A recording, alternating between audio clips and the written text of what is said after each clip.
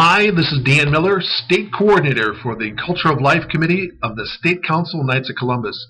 Thank you so much for being here. I'm here to get you pumped up for pro-life.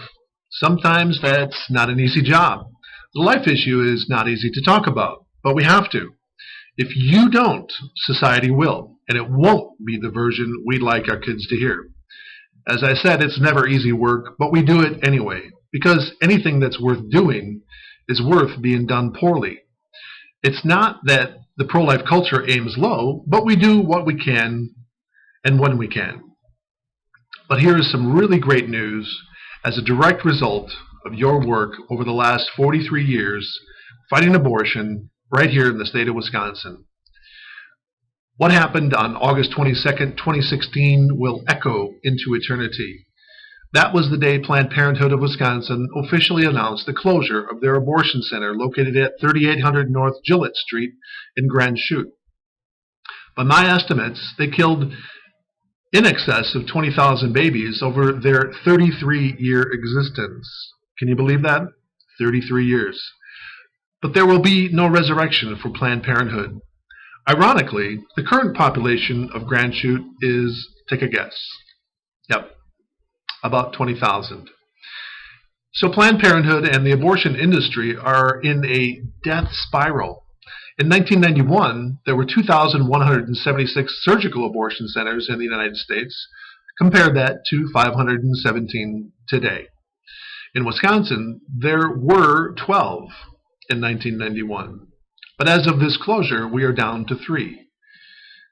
Abortions have gone down in Wisconsin from the high point in 1980 at 21,754 down, way down, to 5,660 in 2015.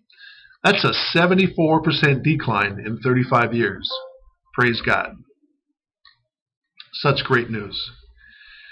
But did you know that the backstory to this abortion center closing down? Bishop Ricken held a special Holy Mass on August 22nd, 2015. Were you paying attention to the dates? Within the context of that Mass, they asked specifically for God to shut down that awful place.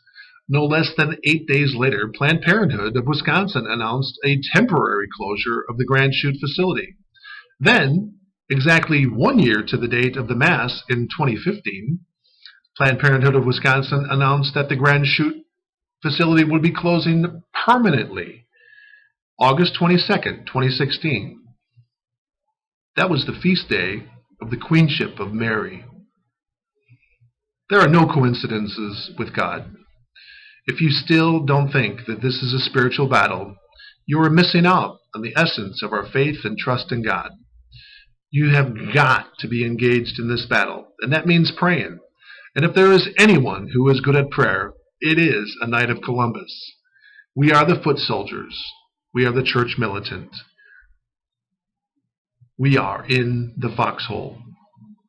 Thank you for being a foot soldier for Christ. Thank you for being in the foxhole. Thank you for all of your prayers. One of the most awesome things about being a Knight of Columbus is that we are not really big on talking. Being here at this meeting, you might argue that, but however, out there in the real world, we are big doers. Together, we do really great things. And how do we do our pro-life thing? So here's how. I have 5 points.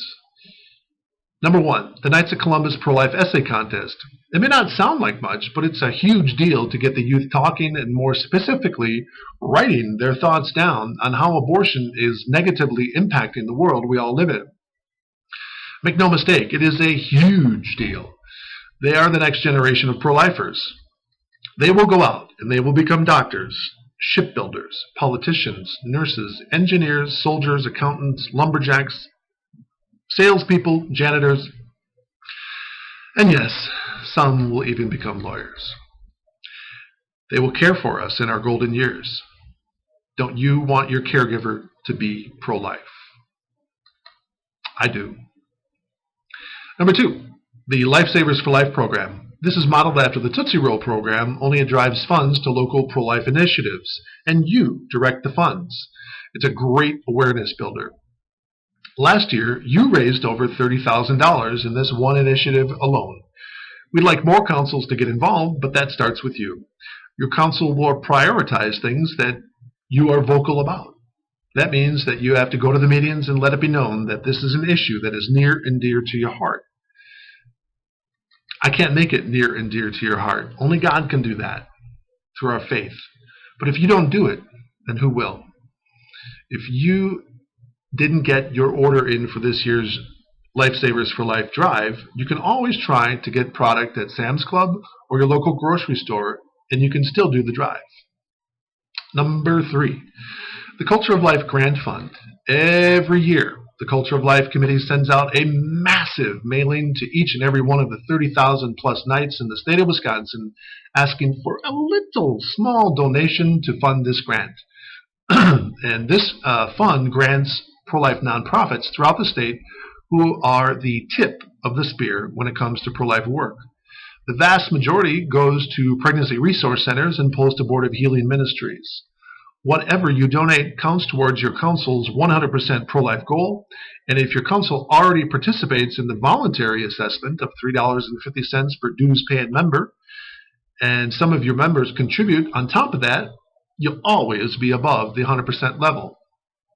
So go back to your councils and encourage your men to make a sacrifice. If everyone just gave $10, $10, what does $10 buy these days? We'd be able to fund each grant request at 112% instead of 31%. So look for that letter in October. Tell your guys. Number 4, the Ultrasound Project.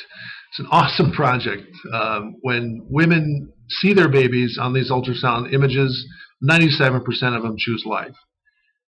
In Wisconsin to date, there have been 18 ultrasound machines paid for in full by you, the local Knights of Columbus councils, and of course, thank you, Supreme. They matched your funds. And there are 3 more in the chutes. I mean, we have 18 out there right now doing the work, and there are 3 more. Just they're almost there. So pray for those initiatives. We have a point man. Thank you, George Plouffe, worthy Grand Knight George Plouffe of the Ozaukee County Council. That council is number 2035. So if your council is interested in spearheading an ultrasound project for a pregnancy resource center in your local community, Brother George will be glad to help you through the process so it goes very smoothly. And number 5, lastly, go to the March for Life. If you've never gone to the March for Life in Washington, D.C., you've really got to put it on your bucket list. If you are old like me, it will give you hope. For as much as we love seeing the youth get involved in things like this, in the pro-life cause, they need to see us. They need to see us out there with them. Leaders. We're leaders, right? Then lead. In your packets, you will find an info sheet on 2 event trips that Pro-Life Wisconsin is planning. One, to the March for Life in D.C. The other, a much shorter trip and a little easier on the tush, to Chicago. So the Knights of Columbus presence is huge at both events. Our signs are everywhere, but those signs lose some of their impact if they aren't being held by you, the Knight. We throw a lot on you. But to whom much is given, the Lord expects much in return. So let's go out into the world and proclaim the fullness of the gospel of life. Get on fire. Go back to your committees and bring this gospel of life to every creature and rock. God bless you and your families. If you have any questions, I can be reached at danieljosephmiller@gmail.com or 262-424-8787 at any time. Or, if you are hearing this in Spooner, Sparta, Sun Prairie, Green Bay, or Franklin, turn around. You can see me in the back of the room. I'm that really big tall guy standing right behind you. So God bless you and your families, and say it with me, Viva Jesus.